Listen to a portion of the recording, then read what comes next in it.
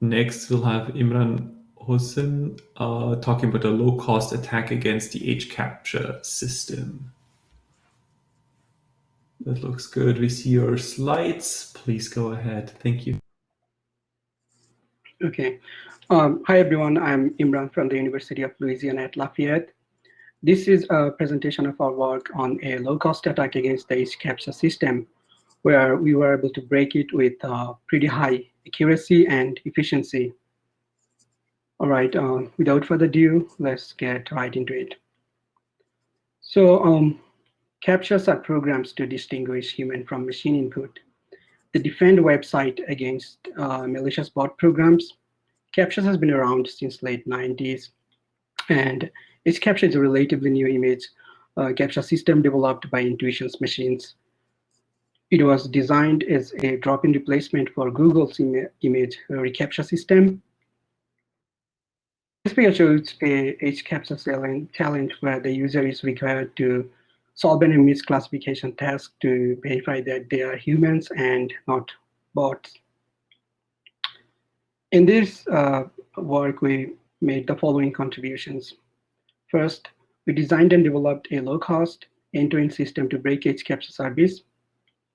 We evaluated the system against 270 live hCaptcha challenges and achieved a success rate of attack of over 95% in less than 90 seconds on average.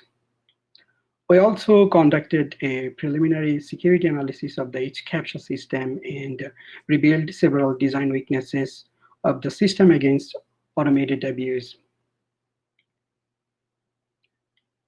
We adopted a threat model involving an attacker with limited resources. Specifically, we assume the attacker is limited to one computer with a small size RAM and one IP address. Since such an attacker cannot afford to have lower success rates, we aimed for an accuracy benchmark above 50%. In this slide, I'll provide an overview of our CAPTCHA break-in system. Our system solves a hCaptcha challenge in 3 steps. The first step is to obtain the challenge. In this stage, our bot program first visits a hCaptcha-enabled web page, locates the HTML elements related to hCaptcha, and initiate the image challenge. After that, it downloads the images from the challenge widget. Next, we feed the images to a deep neural network-based image classifier that returns the labels or class name for the images. Then we select the images that match the target label provided in the instruction. In this case, it is train. After clicking on the potential target images, we submit the challenge and verify whether the challenge is passed or failed. In the next few slides, I'm going to present the evaluation result of our attack. For automating browsing-related activities, we used Puppeteer Firefox with Firefox web browser, and we solved the challenges using ARIASNet 18 network retained on ImageNet dataset. We further fine-tuned the network using 45,000 images belonging to 9 classes from the OpenImages dataset. We evaluated all the experiment inside a Docker container to simulate a low-cost attack. The container runs on a Ubuntu 20.04 image and was configured to use only 2 gigabytes of memory and 3 CPU cores from the host machine. And we used a regular non-academic IP address for this experiment. Also, we ran the program with a fresh browser profile each time, meaning we did not keep the caches and cookies from the prior visits. To identify what image classes frequently appear on the hCaptcha challenges, we collected 5,000 challenges from 3 websites from May 2020 to July 2020, and we observed only 9 image categories in those challenges. This figure shows the frequencies of these image classes. As you can see, these image categories include airplane, bicycle, boat, etc. Next, we submitted 270 challenges, and our system was able to break 259 of them. which resulted in accuracy of attack of 95.93%. And the average time our system takes to crack a challenge is 18.76 seconds. The figure shows the accuracy and frequency of each image categories in the solved challenges. We got over 90% accuracy for all image categories. Figure 4 shows the probability distribution of the number of images selected per challenge. For the most challenges, we had to choose from 2 to 6 images as the correct solutions. And for the remaining challenges, this number ranges from 7 to 14. Figure 5 shows the cumulative distribution of time required by each module. In this figure, the blue line indicates the time our image classifier network takes to solve a challenge. The yellow line indicates the time spent on automating browsing-related activities. And finally, the green line indicates the total time the system spent while solving a challenge. To investigate whether client's IP address types have an impact on attacker success rate, we ran an experiment using 3 different IP addresses, including an academic IP, a VPN IP, and a Tor exit node IP. We submitted 200 challenges from each IP address, separated by 20-second delay between 2 subsequent requests. And we obtained over 95% accuracy for all 3 IP addresses. This signals that hCaptcha does not generally discriminate against users' IP. From our prior experience, we found that some CAPTCHA systems show more difficult challenges to the clients likely to be bought, assessed by different signals such as the presence of web automation software and the browser configuration setting. We analyzed if hCaptcha employed such features. We used both the Selenium and Puppeteer Firefox web automation software with various experimental settings. However, while running our attack, we did not observe any discrepancies in terms of the challenges that were served to us. Also, we did not encounter any blocking. Further, we achieved over 90% accuracy of attack across all these settings. Since during our main experiment, we did not observe any blocking, to make sure that we had not missed any server-side blocking, we deployed hCaptcha on our website and ran several experiments. hCaptcha allows website owners to adjust the difficulty level for the CAPTCHA served on their website. It supports 4 difficulty levels, namely easy, moderate, which is used by default, difficult, and always on. We tested the blocking on moderate and difficult difficulty levels by submitting 400 challenges for each difficulty setting. And all the requests to our web application were sent in a row with a 1-second delay between 2 subsequent requests.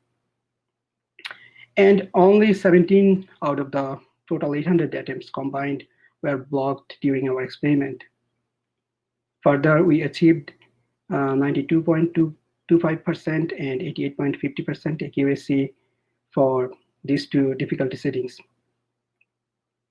Next, we tried to trigger blocking intentionally by sending too many requests simultaneously to our hCaptcha protected web application. Specifically, we ran 50 instances of our bot program concurrently for 10 times with a 2-second delay between 2 subsequent iterations. And this time, the hCaptcha system blocked many of our requests with the warning message, "Your computer or network has sent too many requests." The minimum number of instances blocked in an iteration was 24, and the maximum number was 48. We found that hCaptcha often repeat the same image across multiple challenges. To quantitatively determine the image repetitions, we used over 48,000 images for analysis. We computed both the MD5 and perceptual hashes of the images. Interestingly, both algorithms returned the same result. Specifically, we identified 9,854 redundant images belonging to 1,985 sets of identical images. We also conducted an online attack using 3Vision APIs for image recognition. The API services we used are Google Cloud Vision API, Microsoft Computer Vision API, and Amazon Recognition API. Figure 6 shows an hCaptcha image and a list of labels returned by the 3Vision APIs. The original label of the image is a truck. We can see that the Google Cloud Vision API recognized a bunch of objects such as land vehicle, transportation truck, etc. And two other APIs returned similar tags as well. Next, this figure, the attack performance of the off-the-shelf Vision APIs is listed in Table 1. We got the highest accuracy for Microsoft Computer Vision API, which is 98%, followed by Google Cloud Vision API and Amazon Recognition. So from this result, we can see that our offline attack provides a similar performance to that of the Vision APIs. But one significant disadvantage of using Vision API is that they are not free. So when making some API requests, they will incur some charges. We recommended several countermeasures to make the hCaptcha system more robust to automated abuse. First, we propose using more image categories to compared to the small number of classes that the system currently has to make the collection process more challenging for the attacker.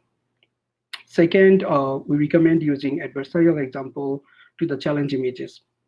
Adversarial examples are specifically crafted input to that can mislead neural network into making wrong prediction, so they can help lower the accuracy of the attacker. Third, we propose that the traffic originating from a web automation software should be blocked by default, since most bot programs use some form of web automation technology for running the attack. Not allowing them in the first place might be a good idea. Finally, we recommend incorporating common sense knowledge to form the challenge instruction. Research shows that machines don't usually do well on tasks that require higher order reasoning. As such, it will make solving the test more challenging for the bots. It is important to note here that some of these countermeasures may negatively impact the usability of the system. Therefore, further research is required to find the right balance between the usability and security when implementing such countermeasures in the image capture designs. So before we conclude, here are some important takeaways from our work. We showed that hCaptcha challenges could be solved automatically with high accuracy using deep learning-based methods. To make things worse, we demonstrated that even a low-resource adversary can mount a powerful attack using our method. We also identified several design flaws that make the hCaptcha system highly vulnerable to automated abuse. In the future, we would like to test our methodology on other similar image capture system to see if it could be generalized. That's all. Thanks everyone for listening, and now I will be happy to take any question you guys might have. Awesome. This has been a very interesting talk. Thank you, Imran. Let's start with the questions. I already see a couple. First off, I was surprised to see the accuracy numbers that you presented. They are definitely much better than I am at solving CAPTCHA, so this is an interesting result. So Kevin asked, can you estimate the size of the hCaptcha's image library? Like if there's that much repetition, you should be able to use some statistical means to guess the total size of the samples. Like we identified only 9 image classes, and we collected like over 5,000 challenges and more than like 48,000 images for our during our attack. But it's really difficult to like identify like how many more images they have. I don't know if that answered the question. Yep. It hints at it at least. One question regarding blocking that you observed. Like, was some of the blocking that you've seen related to wrong guesses? Well, no, not actually. I mean, most of the times they did not block us even when we submit. Like we select real like wrong images and then submit it, but it did not block us. So it's kind of like did not block most of the time, but when we send too many requests to the system, it only blocks in those like instances. We try to slowly guess the number, like the heuristics on blocking by just adjusting it a little bit here and there. Yeah. Another question from Virgil. When some captchas are used to train AIs, does this attack mean that we can use an AI to train AI? Is this inception of AIs? Yes, like that's what like Google and other companies are doing. Like people select the images with correct levels and then they use those images, labeled images to train like other machine learning system. So hCaptcha actually developed for this purpose. They use the data set, the people level for training machine learning data set for other companies. So it's interesting. But you're now using the reverse, right? You're using machine learning to figure out what to train something on something that is then used to later train. Yes. So the answer from your training result will be fed into another training result. Yeah, it could be, it could used to feed the data set by their system to train their data set. Yeah. Super cool. Thank you very much. Are there more questions?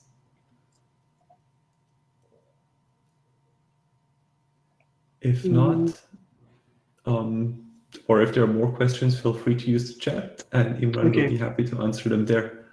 Okay, thank you very much. Thank you. Can you stop sharing?